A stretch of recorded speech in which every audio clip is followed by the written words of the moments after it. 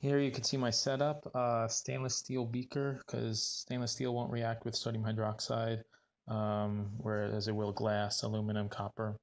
I'm using so it's basically a 30% coconut oil and 70% soybean oil, which is vegetable oil mixture. It's stirring in there right now, heating that, trying to get that liquid, and I've got sodium hydroxide getting ready. Here's this mixing coconut oil, soybean oil.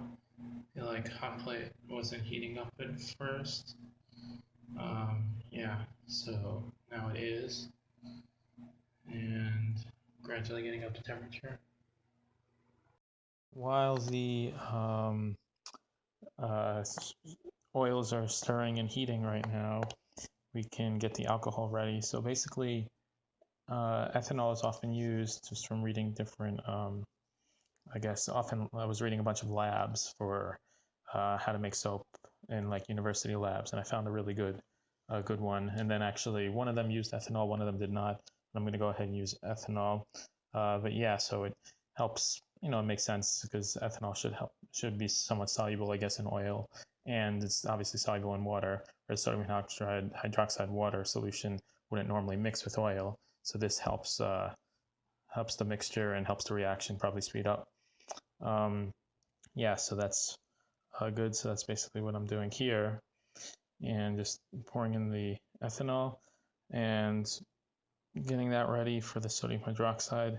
And I've done all the equations to figure out how much, basically, how much I need of different proportions of different things, and I weighed everything out with my scale.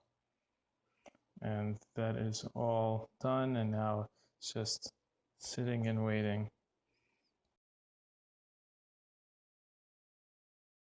Keep referring back to this document I found from some university of soapmaking lab, and it has some pretty good, basically a step-by-step a bit, and gives a lot of variability that you could choose different kind of base. So there's sodium hydroxide or potassium hydroxide. But basically right now, I've weighed and had my sodium hydroxide with water solution stirring. And that's the second stainless steel beaker there. And now looking at the temperature of this, because around 40 degrees C is what I'm trying to shoot for based on the document. And I don't want to mix it if it's too hot, because sodium hydroxide is an exothermic reaction when it when it dissolves in the water, and I just don't want to mix that with the heated oil. So I'm trying to get that to like around 40 and stir this in. Yeah, so basically just hold this here and reassemble my thermometer setup. Yeah, I bought some base and some few clamps from Amazon, which is pretty good. And then my stainless steel beakers, I got those from eBay. Those took a while. I ordered them from Korea. But yeah, this is pretty good. Right? I didn't want something that would react with the sodium hydroxide, even though a lot of people do use glass. But I guess really, if you're heating sodium hydroxide really hot, then it's a problem for reacting with glass. I probably wouldn't have that problem, but still. And the hot plate and stirring magnetic hot plate, that's also why I wanted to use stainless steel instead of, I suppose, steel. You can see it formed a hard mass at the bottom there. Well, actually, I don't know if you could see it. White stuff. Stirrer stopped working. Trying to bring the temperature back up doesn't appear to be working. It's not working like I expect. I don't know if the soap is acting like an insulator. Now basically just filtering. Yeah, so I added some salt water to help separate out the salt, or this soap from the glycerol oil solution. Now I'm trying to filter everything out. I did some testing with pH paper there. It does seem a bit basic still, so I did add some more oil and some more ethanol to help it mix. Not sure if that'll do anything, but now is about a good time to separate it out. Then I guess usually people let it sit. I'm gonna have to do that as well.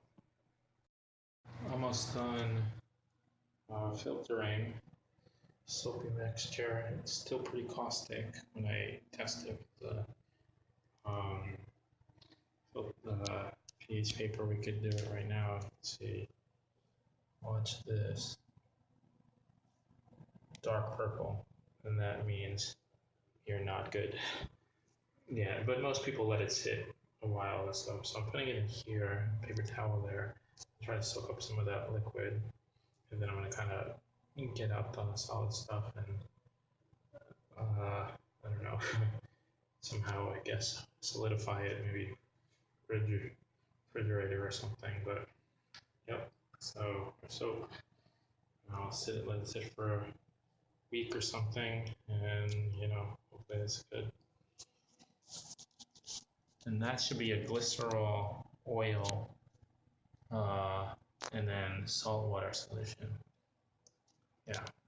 So we're just gonna throw that out. Okay, here's some homemade soap. It's still a bit basic, but let's test it. So,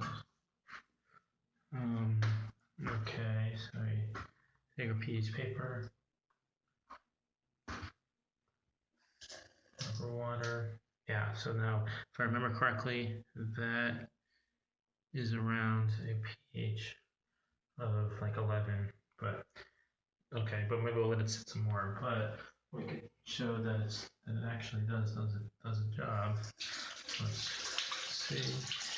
And then we can grab some of this water.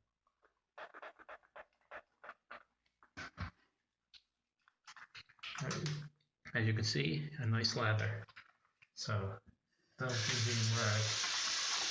Yep. So it is soap. And now of course we have to dry some more, but that's okay.